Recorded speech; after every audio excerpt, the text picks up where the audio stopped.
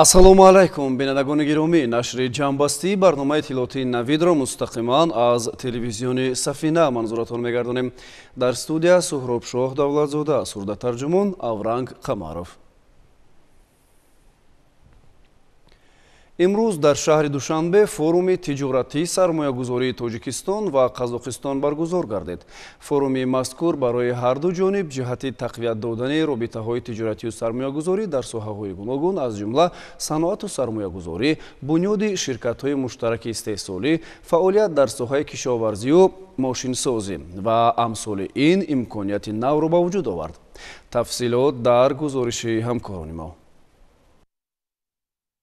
дар кори форуми тиҷоратии сармоягузории Тоҷикистон ва Қазоқистон, муовини якуми сарвазири ҷумҳурии Тоҷикистон Ҳоким Холиқзода, роҳбарони аввали вазарату идораҳои мамлакат, соҳибкорон ва дигар шахсони расмӣ иштирок намуда, ҷониби Қазоқистонро бо роҳбарии муовини якуми сарвазири ин кишвар, роҳбарони вазарату идораҳои марбута, соҳибкорон ва бахши хусусии ин кишвар намояндагӣ намуданд. таҳкими ҳамкории тиҷоратию сармоягузорӣ байни Тоҷикистон ва Қазоқистон, ҷалби сармояи Қазоқистон ба иқтисоди Тоҷикистон, ба роҳ мондан ва тавсеяи ҳамкорӣ байни доираҳои соҳибкории ҳарду давлат аз ҳадафҳои асосии форуми тиҷоратии сармоягузории Тоҷикистон ва Қазоқистон арзёбӣ гардид. гуфта шуд, ки тадбири мазкур дар доираи сиёсати созандаи сарони ҳарду кишвар баргузор шуда, ҳамкориро дар самти соҳибкориву тиҷорат боз ҳам устувор менамояд.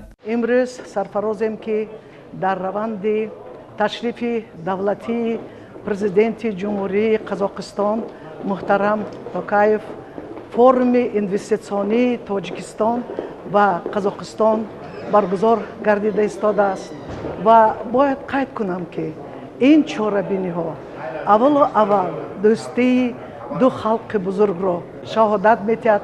аз тарафи дигар ин чорабиниҳо вохӯрии соҳибкорон, маслиҳатҳо такони бузурге мешавад барои рушди иқтисодиёти ин ду мамлакат.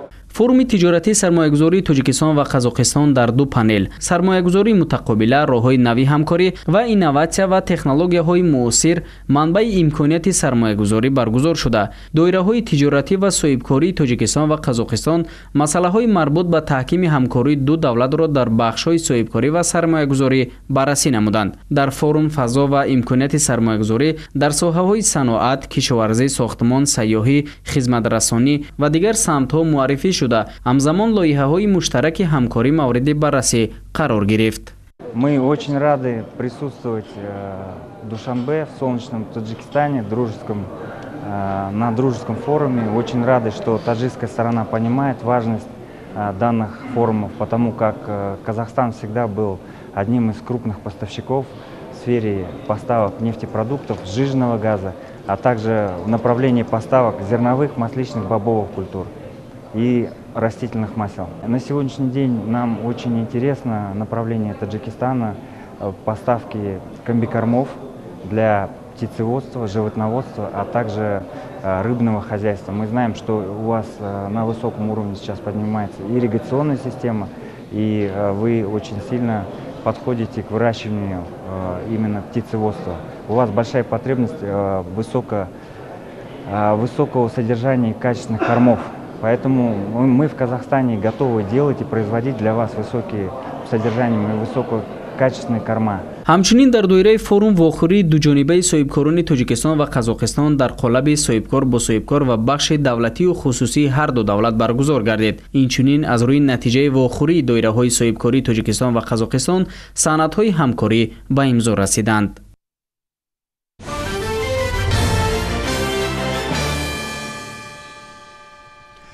дар Тоҷикистон рӯзҳои фарҳанги Қазоқистон баргузор мегарданд. дар доираи ин чорабини муҳташам дар боғи фарҳангу фароғати Абулқосим Фирдавсии шаҳри Душанбе нимпайкараи шоир ва мутафаккири барҷастаи қазоқ Абай Кунанбаев гузошта шуд.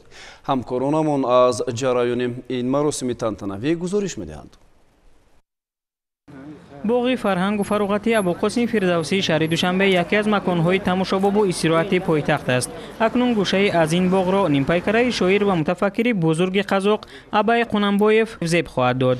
Дар маросими гузоштани нимпайкара вазирони фарҳанги Тоҷикистон ва Қазоқистон Матлубахон Саториён ва Аида Балаева аҳли фарҳанг ва илму адаби ду кишвари ба ҳам дӯсту бародар иштирок намуданд. Дар оғози чорабинӣ намояндагони ҳар ду давлат суханронӣ намуда аз густариши муносибатҳои Тоҷикистон ва Қазоқистон дар ҳама самту соҳаҳо аз ҷумла илму фарҳанг сухан гуфтанд.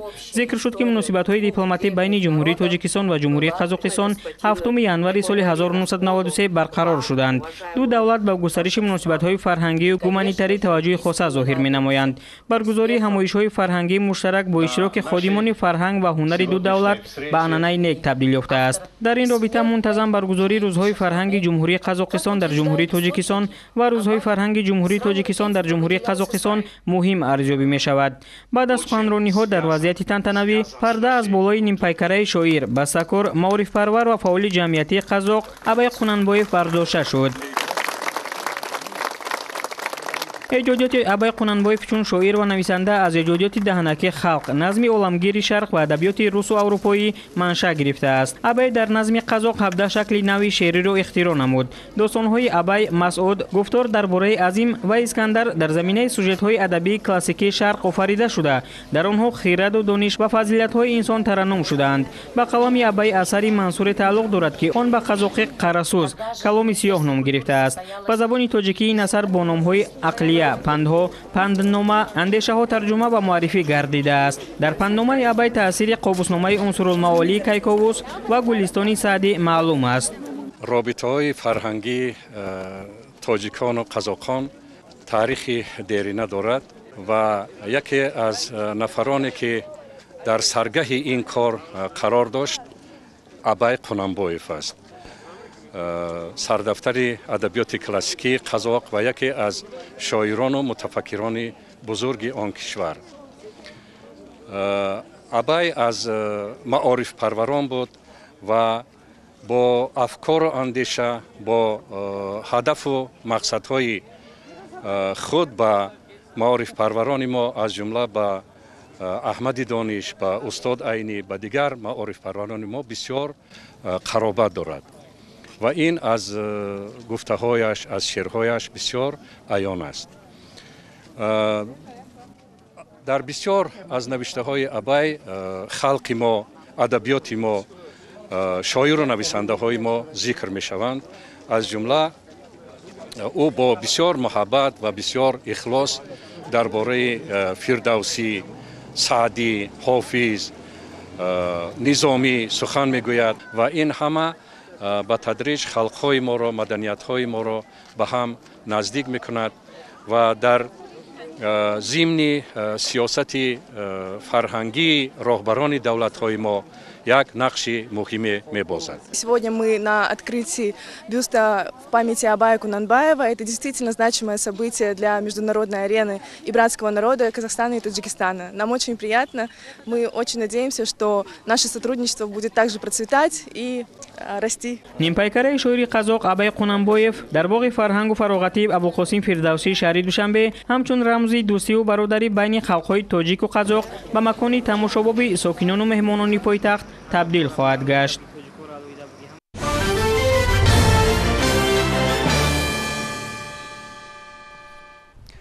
рӯзҳои кинои Қазоқистон дар Тоҷикистон имрӯз идома ёфт. Дар дӯраи ин тадбири фарҳангӣ дар кинотеатри ба номи Тоҳир Собиров филми «Амалиёти Набат» пешниҳоди ҳаводорони синемо гардид.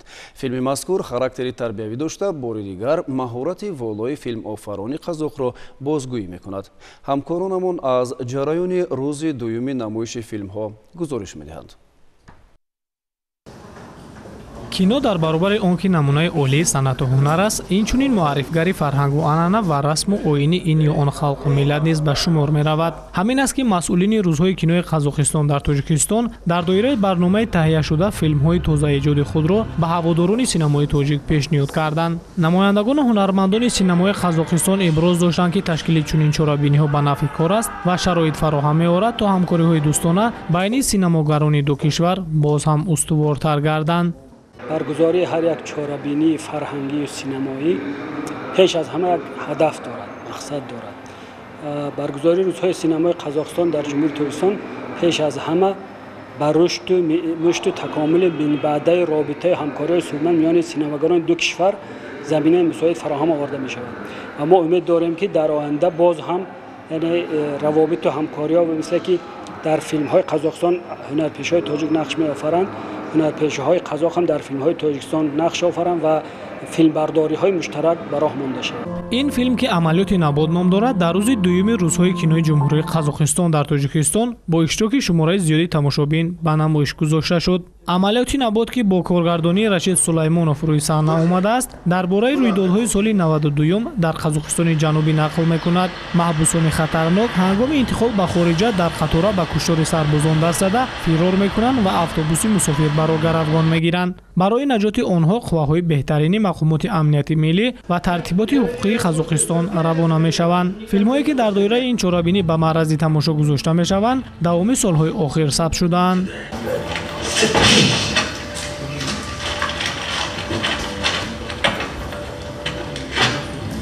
بنابر اطلاع مسئولین روزهای کینوی قزاقستان در تاجیکستان نه تنها معرفیگری سینمای این کشور است بلکه امکانیت است که از رشد همکاری و تبادل در ساحه صنعت سینما بین جمهوری قزاقستان و جمهوری تاجیکستان مژده خواهد داد، زیرا جمهوری قزاقستان قریب در همه ساحه‌ها شریک استراتژیک جمهوری تاجیکستان به حساب می‌رود و فرهنگ قسمی جداناپذیر این مناسبت‌ها به شمار رفته مبادله چنین چهاربینی‌ها دوستی دو خلق را باز هم قوی‌تر می‌نمایند.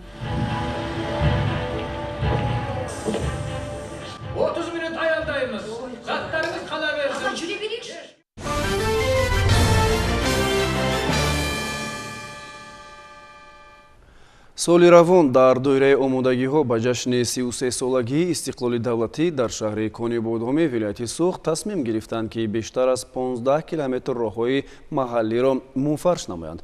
айни ҳол таъмири роҳ дар деҳаи ҷаҳонзеби ҷамоати деҳоти лоҳутӣ оғоз шудааст ва тибқи нақша бояд 6 километр роҳи миёни деҳа ва ба деҳа баранда мунфарш карда шавад. тафсилот дар гузориши ҳамкорони мо. ба муносибати 35-солагии истиқлолияти давлатии ҷумҳурии тоҷикистон дар шаҳри Конибодом корҳои ободониву созандагӣ идома дорад ки маъракаи мунфаршкунии роҳу кӯчаҳо аз ҷумлаи чунин тадбирҳо маҳсуб меёбад. дар ҷамоати деҳоти лоҳутӣ сокинони деҳаи ҷаҳонзеб тасмим гирифтанд ки ин иқдомро дастгирӣ намуда 6 километр роҳҳои деҳаро мунфарш намоянд. онҳо азми қавӣ доранд ки роҳҳои деҳаро пурра аз таъмири асосӣ бароварда барои рафту омад шароити хубу мусоид фароҳам оваранд. муассисаи нигаҳдории роҳҳои автомобилии шаҳр бо сафарбарнамоии техникаву таҷҳизот ва кормандон баҳри сифатан иҷро намудани корҳо мусоида намуда таъмири куллии роҳҳо рӯзҳои наздик ба анҷом мерасад. бошандагони деҳаи ҷаҳонзеби ҷамоати деҳотӣ ба номи лоиҳати сари сол азм карда будем ки зиёда аз 6000 метр кӯчаҳои байни мардум асфалтпӯш мекунем.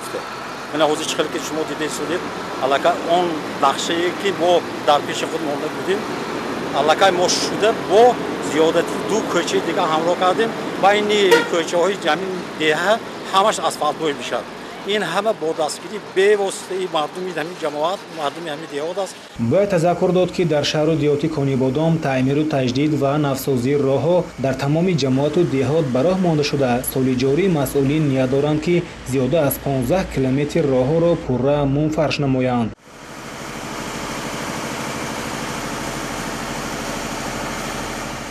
раванди корҳои созандагиро метавон дар тамоми ҷамоатҳо мушоҳида кард. сокинон дар ҳамбастагиву муттаҳидӣ баҳри ободии диёри худ камари ҳиммат бастанд. боиси қаноатмандист ки дар амалисозии чунин иқдомҳои нек ва дар раванди маъракаи ободониву созандагӣ сокинону соҳибкорони маҳаллӣ фаъолнокӣ бештар нишон дода бо мусоидати мақомоти иҷроияи ҳокимияти давлатии шаҳри Конибодом барои асфалтпӯш кардани роҳҳо саҳмгузорӣ менамоянд.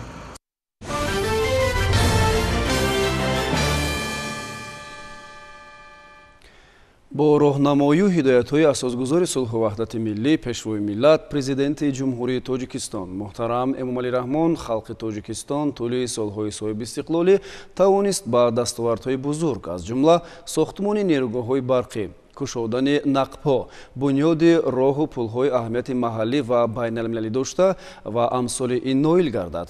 имрӯз истиқлолият ба рамзи ҳамбастагию дӯстӣ, пояндагию бунёдкорӣ ва ҳамдилию рафоқат табдил ёфтааст. Он сароғози комёбию ободкориҳои мо, ибтидои суботи сиёсиву иҷтимоӣ ва некуаҳволии ҷомеаи навин мебошад. ҳамкорони мо аз ноҳияи Хӯросон аз ҷараёни якчорабинии муҳими фарҳанги фароғатӣ ки ба рӯзи истиқлолии кишвар бахшида шудааст гузориш медиҳанд. сокинони меҳнатдӯсти ноҳияи Хӯросони вилояти Хатлон дар баробари анҷоми корҳои ободониву созандагӣ ба истиқболи 33-солагии истиқлолияти давлатӣ ҳамзамон тибқи нақшаҳои таҳризишуда дар маркази ноҳия ҳар шомгоҳон чорабиниҳои гуногуни фарҳангиро таҳти унвони шоми истиқлол роҳандозӣ намуда барои истироҳату фароғати сокинон шароити мусоидеро фароҳам оварданд. Ин навбат аҳли кормандони шӯъбаи маорифи ноҳияи мазкур ба пешвози ҷашни истиқлолияти давлатӣ дар майдони марказӣ дастовардҳои соҳаи маориф, ҳунарҳои мардумӣ аз қабили дузандагӣ, бофандагӣ, сӯзанӣ, маҳсулоти кишоварзӣ ва таомҳои миллиро ба намоиш гузоштанд. зимни боздид аз намоишгоҳ масъулини ноҳия ба ҳунару маҳорати омӯзгорону толибилмон баҳои баланд дода иброз доштанд ки ҳамаи ин музаффариятҳои ба дастомада, нозу неъматҳои фаровон ки имрӯз хони мо тоҷикони сулҳуофару оро додааст, самараи истиқлол буда дар фазои сулҳу оромии кишвар марҳила ба марҳила сатҳи рӯзгори сокинон беҳтар ва тамоми соҳаҳои хоҷагии халқи ноҳия рушду тараққӣ ёфтааст. ин шом шӯъбаи маорифи мақомот ҷилои ҳокимияти давлатии ноҳияи Хӯросон бо барномаи фарҳангии шукӯҳи истиқлол мардуми ноҳияро хушнуд карда истодааст. мо ба ҳамаи тоҷикистонёне ки дар тоҷикистон он ба сар мебаранд истиқлолиятро табрику муборакбод мегӯям. ба ҳама умри дароз, сиҳат, саломатӣ ва пояндаи истиқлолиятро хоҳонам. дар фазои тантанавӣ ҳамчун рамзи эҳтиром ба заҳматҳои шабонарӯзии хонандагони болаёқат ки дар озмуну олимпиадаҳои сатҳи ноҳиявиву вилоятӣ ва ҷумҳуриявӣ ширкати фаъолона карда сазовори ҷойҳои намоёни ифтихорӣ гардиданд, аз ҷониби роҳбарият медал ва сипосномаи мақомоти иҷроияи ҳокимияти давлатии ноҳия тақдим карда шуд. истиқлолият яке аз неъматҳои бузурге барои мардуми кишвари тоҷик ки худованд ба онҳо насибу рӯзӣ гардондааст. хушбахтона имрӯз мо соҳиби ин неъмати бузург ҳастем ва моро месазад ки ба ин неъмати бузург шукрона бикунем. новобаста ба он ки мо набояд фаромӯш кунем ки нақши пешвои муаззами миллат дар ба даст овардани истиқлолият басо бузург аст. шак нест ки заҳматҳои бепоёни ин марди бузург барои мо имкон доданд ки дар чунин кишвари соҳиби истиқлолу ободу зебо ки насиби мо гаштааст, мо арзи ҳастӣ дошта бошем. имрӯз мо ободию рушди тоҷикистони азизро дида истода бениҳоят хурсанд ҳастем ки соҳиби чунин ватан, соҳиби чунин миллат ва соҳиби чунин истиқлолият ҳастем. ва имрӯз мо шукрона боз ҳам аз он мекунем ки мо тоҷикистон дорем, мо ватан дорем ва ин ватани худро аз дилу ҷон дӯст медорем. базми шоми истиқлол ва ҷавониро ҳунармандони хушсалиқа рангу ҷилои дигар бахшида сокинони осоиштаи ноҳия то вақти муайян шуда рақсу шодмонӣ намуданд. бояд зикр кард ки чунин чорабиниҳои фарҳангӣ дар арафаи иду ҷашнвораҳои миллӣ ҳамасола дар маркази ноҳия шомгоҳон ташкилу гузаронида шуда. бо ин васила гурӯҳи корӣ сатҳи омодагии идораву муассиса, корхонаву ташкилот ва бурду бохти ҳар як соҳаро баҳогузорӣ хоҳанд кард. гузориши шаҳлои аҳмадхон Фирӯзҷон Қурбонов барои барномаи иттилоъоти Навид аз ноҳияи Хӯросон.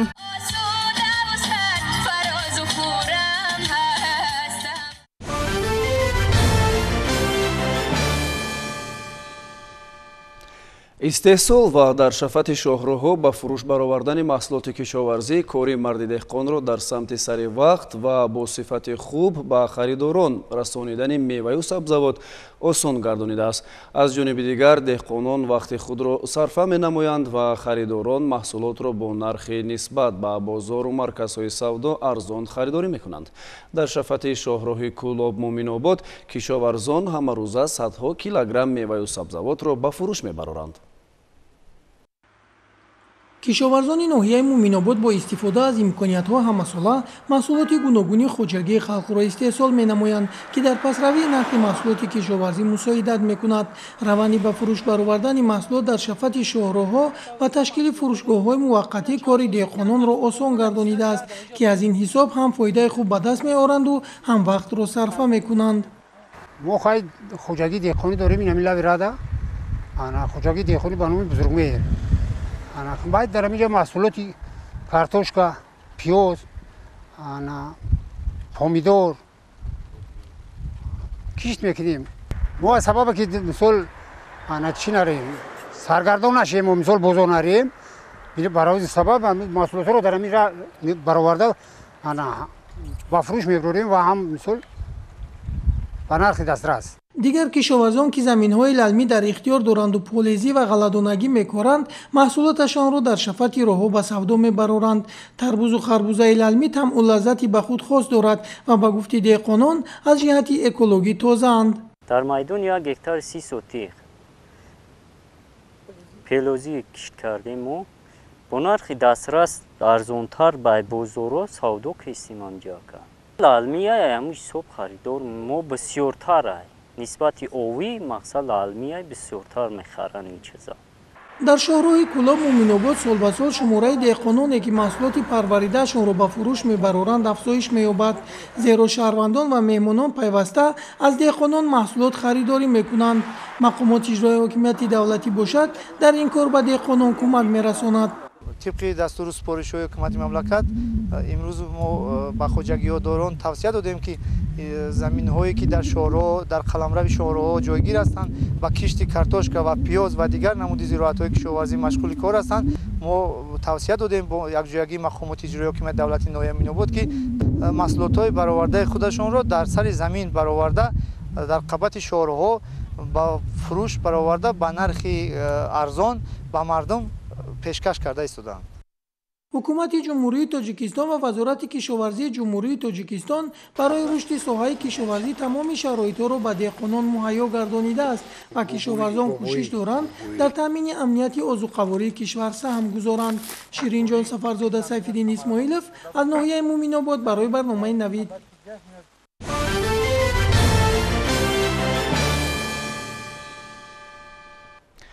дар доираи татбиқи барномаҳои гуногуни давлатӣ аз ҷумла стратегияи ҳифзи солимии аҳолии ҷумҳурии тоҷикистон барои давраи то соли 2030 сатҳу сифати хизматрасонии тиббӣ ба аҳолии мамлакат сол то сол беҳтару хубтар мегардад. зеро солҳои охир бо маблағҳои буҷети давлатӣ ва ҷалби сармояи дохилию хориҷӣ шароити имкониятҳои ташхис ва табобат дар аксар муассисаҳои тиббии мамлакат хеле беҳтар гардидааст. ҳамкорони мо мавзӯъро аз шаҳри ҳисор идома медиҳанд. давлату ҳукумати тоҷикистон ҳамеша ба рушди соҳаи нигаҳдории тандурустӣ ва таъмини шароити моддиву маънавии кормандони тиб таваҷҷӯҳи хоса зоҳир намуда дар ин самт корҳои назаррас анҷом медиҳанд. кормандони маркази саломатии шаҳрии шаҳри ҳисор низ барои рушди соҳа ва сиҳати мардум шабу рӯз заҳмат мекашанд. мо дар як муддати кӯтоҳ тавонистем ки хизматрасонии тиббию санитарии мардумро дар шаҳри ҳисор ба як система дарорем ва албатта мушкилиҳои зиёде буд дар ин самт, вале мо тавонистем ки онҳоро пушти сар кунем ва баъзе масъалаҳои дигаре ҳастанд дар самти хизматрасонии мардум ки онҳоро мо зина ба зина дида ҳал кардани ҳастем. мо тавонистем дар як муддати кӯтоҳ то 36 объекти биноҳои ки марказҳои саломати деҳотӣ ва бунгоҳҳои саломатиро аз навсозӣ кунем. тавонистем ки онҳоро ба таҷҳизотҳои навине ки имрӯз дар вазорати тандурустӣ ҳастанд таъмин намоем ва мардум тавонанд бевосита муроҷиат кунанд. яке аз масъалаҳое ки мо бояд ба ин диққат диҳем ин он аст ки мардум бояд аввал муроҷиатро ба бунгоҳҳои саломатӣ ва марказҳои саломатӣ деҳот кунанд.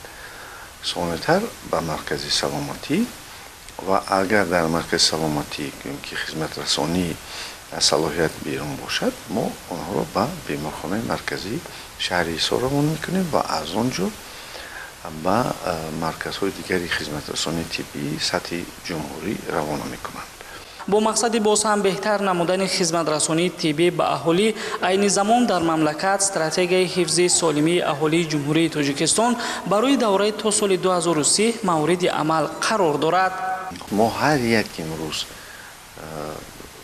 ساکنان شریف شهر حصار گفتیم که پیش از آن که پیش دکتر بیایند اول که یک در ثبتگاه نامنویس کنند یا که به دکتری که آنها را قبول میکند مراجعت کنند و ساعت معینی قبولی دکترشون دانند.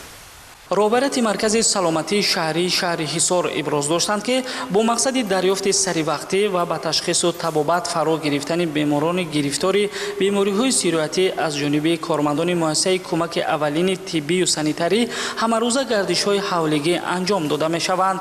این عامل به نظارت پیوسته دیسپنسری بیماران گرفتار بیماری‌های مزمن و معیوبان گروه‌های گوناگون مساعدت می‌نماید.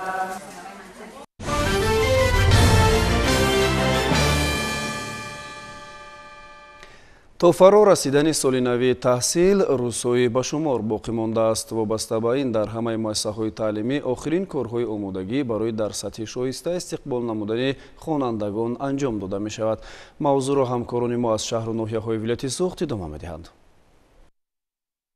در ناحیه جبار رسولов 42 مؤسسه تحصیلات میانی عمومی و 19 مؤسسه تحصیلات تا مکتبی فعالیت داشته سال خوانش 2024-2025 در مکتب‌های ناحیه زیاده از 30,000 نفر خواننده به تحصیل فرا گرفته شده. مؤسسه‌های تعلیمی به قبول خوانندگان آماده می‌باشند. در مؤسسه تحصیلات میانی عمومی رقم 40 در سال خوانش سال 2024-2025 500 نفر خواننده به تحصیل فرا گرفته شده. در دوره تعطیل تابستانه با دستگیری کمیته پدر مادران در بنای سال 2002 بنیاد کرده شده مؤسسه تریزه‌های نو گذاشته شد. هر دو بنای مکتب از تعمیر جاری برآورده شده. مأموریت جامعه آموزگاران و کمیته پدر مادران عزم دارند که روزهای نزدیک مؤسسه را پررو به قبول خوانندگان آماده نمایند.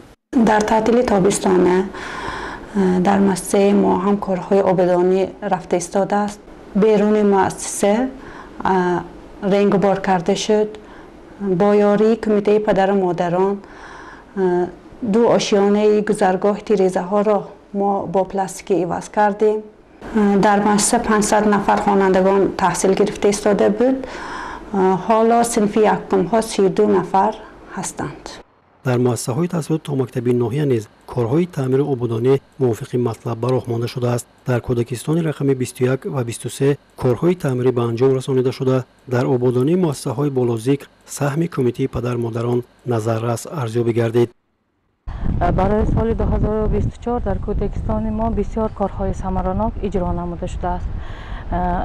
از طرف پدر و مادران بناها از تعمیر برآورده شده است. برای گروه ها تیریزه های نو مانده شده است. برای نزد حولگی مؤسسه کارتوشکا کاشته شدیم و برای کودکان ذخیره کردیم. در وقت حاضر لوبیا کاشتیم. اینا ذخیره کرده برای کودکان آماده کرده می شود. در دوره تعطیل تابستانی خوانندگان، آموزگاران و مسئولین مؤسسه‌های تحصیلات میانی عمومی و مؤسسه‌های تحصیلات تا مکتبی شهر کنیبادان برای از تعمیر جاری برآوردن صنفخانه‌ها و آماده نمودن مؤسسه‌های تعلیمی به سال خوانش پرمحصول مهنت کرده. در این دوره کابینت‌های فنی، صنفخانه‌ها، تالارهای ورزشی و مجلسگاه‌ها اینچنین مؤسسه‌های تحصیلات تا مکتبی را از تعمیر خوش‌صفت برآوردند. در دوره تعطیل تابستانه خوانندگان صنفخانه‌ها، تالار مؤسسه، صحن بیرون مؤسسه از تعمیر خوش‌صفت برآورده شد و این البته با کمک اساتید پدر و مادران مؤسسه و سخاوتمندان دهه دهقان‌آباد و شهرک غلبه می باشد. تدبیرهای در مؤسسه‌های تعلیمی اندیشیده شده با مقصد بلند برداشتن صفت تعلیم و تربیت و به کمال رسانیدن نسل وطندوست و میهن‌پرور روانه گردیده. در این سمت سهم حکومت جمهوری تاجیکستان، مقامات اجرایی حکومت دولتی ولایت سوخت، شهر و نواحی و کمیته پدر مادران و صاحبکاران سخاوتمندان نظررس میباشد.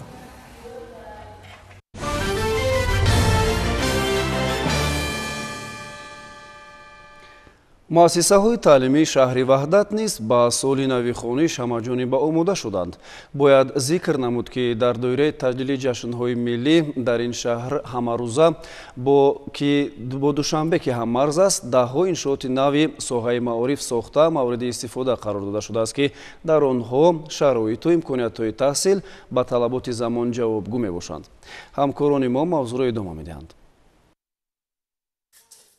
ҳамин гуна тараддуди корҳои бунёдкорию созандагӣ ин шабу рӯзҳо қариб дар ҳамаи муассисаҳои таҳсилоти ҳамагунии мамлакат идома дорад. Аз он ки ба оғози соли нави хониш рӯзҳои ба шумор мондаасту хонандагон онро бесаброна интизоранд, дар ин раванд маорифчиён саргарми коранд. Тамоми синфхонаҳоро рангубор карда қарор аст муҳассилинро дар шароити хубу ҷавобгӯ ба талабот истиқбол гиранд. Масалан, барои хонандагони муассисаи таҳсилоти миёнаи умумии рақами 51 ноҳияи рӯдакӣ тамоми шароитҳои дарсомӯзӣ муҳайёст. Синфхонаҳо пурра омода гардида, саҳни муассиса бо ҷалби омӯзгорону мардуми маҳалла бетонпӯш гардида истодааст, ки то фаро расидани соли нави хониш пурра омода мегардад. Дар муассисаҳои таҳсилоти ҳамагонии шаҳри ваҳдат низ кор дар ин самт шеваи тоза дорад. Муорифчиёни ин минтақа ҳанӯз аз аввали тобистон ҷиҳати таъмиру тармими мактабҳо нақшаи чорабиниҳо таҳия намуда, дар доираи он аксари муассисаҳои таҳсилоти ҳамагонӣ таъмир ва бо лавозимоти хониш аз ҷумла мизу курсии нав ва дигар заруриятҳои дарсӣ дастрасӣ пайдо намуданд. ҳоло дар шаҳри ваҳдат 153 муассисаи таҳсилоти ҳамагонӣ фаъолият доранд, ки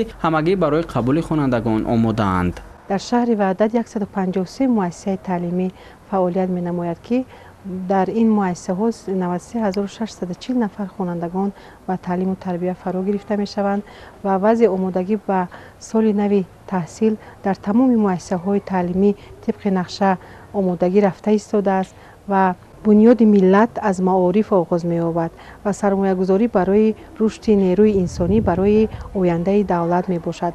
Аз ин рӯ мо кормандони раёсати маорифи шаҳри ваҳдат рӯҳу илҳоми тоза гирифта саъю кӯшиш менамоем, ки хонандагони худро дар рӯҳияи ватандӯстӣ, ватанпарварӣ, хештаншиносӣ, эҳтиром ба арзишҳои миллӣ доштаро тарбия намоем. муассисаи таҳсилоти миёнаи умумии рақами 3 шаҳри ваҳдат аз таълимгоҳҳоест, ки даврони соҳибихтиёрӣ марҳилаи рушди ин даргоҳ ҳисобида мешавад. Мактаб соли 2022 бо бинои наву замонавӣ таъмин гардида, барои илмомӯзии хонандагон тамоми инфрасохтори таълиму тарбия муҳайё гардидааст. муассиса барои 3500 хонанда дар 2 баст пешбинӣ гардида, ҷараёни таълим дар ин даргоҳ мувофиқи низомномаи Вазорати моориф ва илми кишвар ба роҳ монда шудааст. айни ҳол омодагӣ ба истиқболи соли нави хониши 2024-2025 дар таълимгоҳ дар сатҳи хуб қарор дошта, ҳамаи роҳравҳо ва синфхонаҳо рангубор ва бо аёниятҳои дарсӣ таъмин шуданд. ҳоло дар мактаб тадбирҳои поккорӣ идома дошта, қарор аст то оғози рӯзи дониш пурра омода мегардад. муассисаро барои соли таҳсили 2024-25 хуб омода кардаем.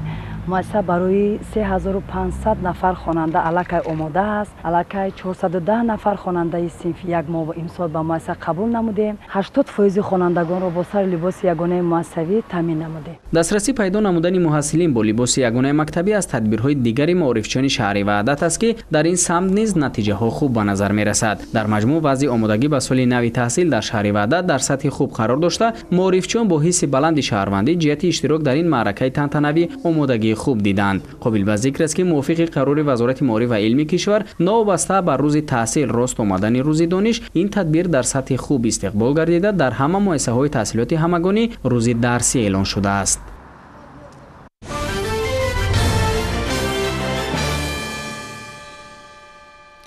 даври сеюми озмуни ҷумҳуриявии фуруғи субҳидонои китоб аст дар мамлакат идома дорад. ин озмун дар минтақаи Бохтари вилояти Хатлон дар толори барҳавои донишгоҳи давлатии Бохтар ба номи Носири Хусрав ҷараён дорад.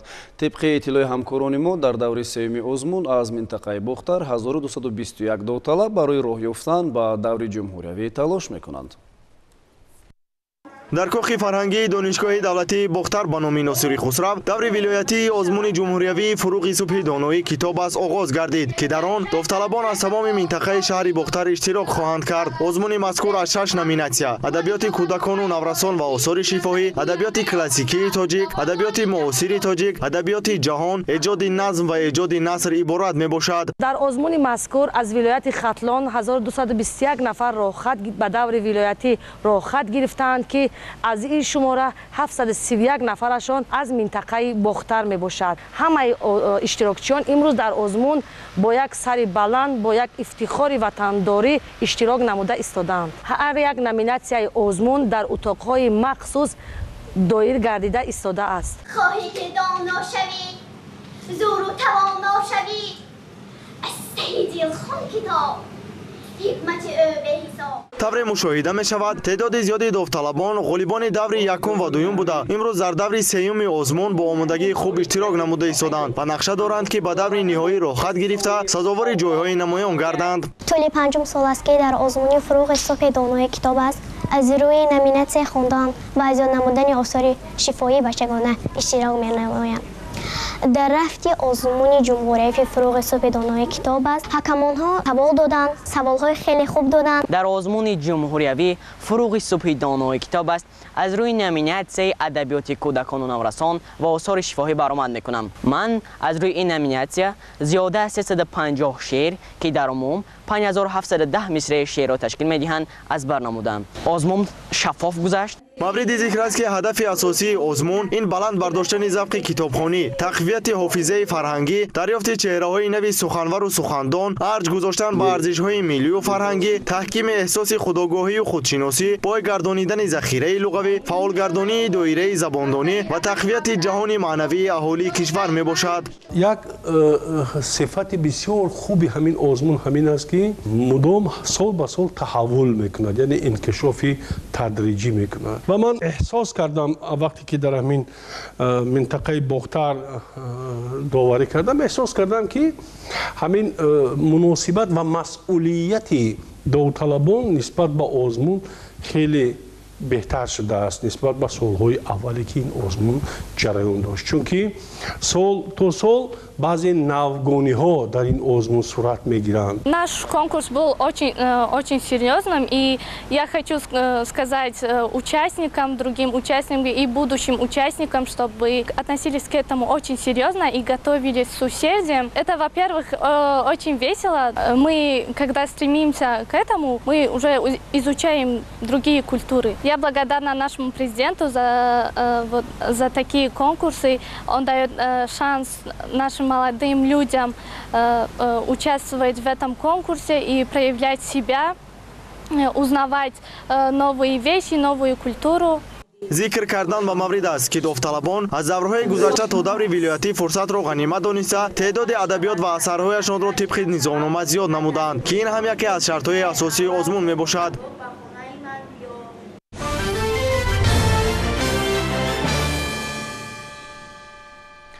дар минтақаи кӯлоби вилояти хатлон бошад даври сеюми озмуни ҷумҳуриявии фуруғи субҳи донои китоб аст дар толори донишгоҳи давлатии кӯлоб ба номи Абу Абдуллоҳ Рӯдаки ҷараён гирифт.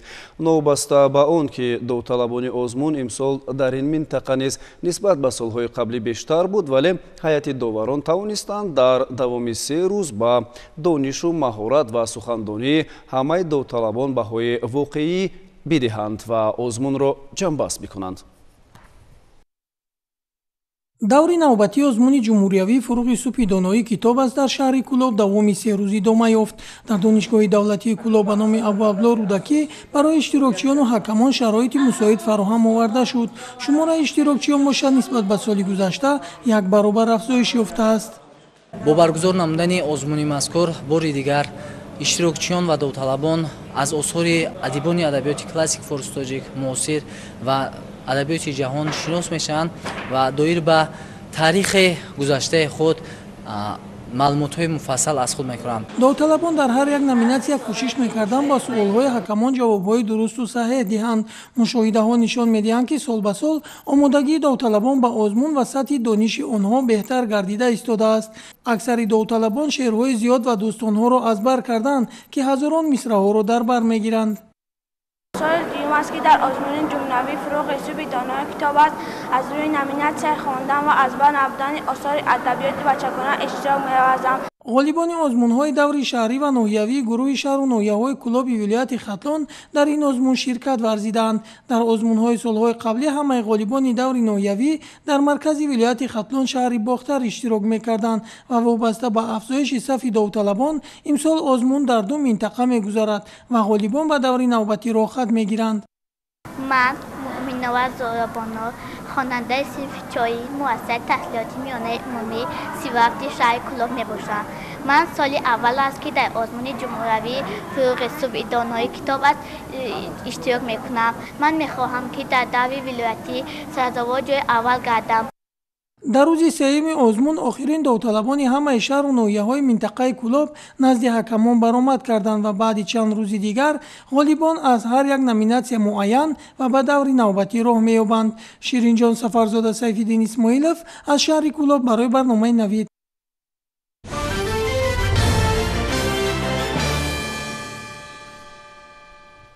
бинандагони азиз, ҳамин гуна буданд хабарҳои нашри ҷамъбастии барномаи иттилоотии навид. Барномаамон ба анҷом мерасад, вале барномаҳои дигари телевизиони Сафина идома дорад. Дар давоми шаб бароятон истироҳати хубу хушро таманно мекунем. Хайр.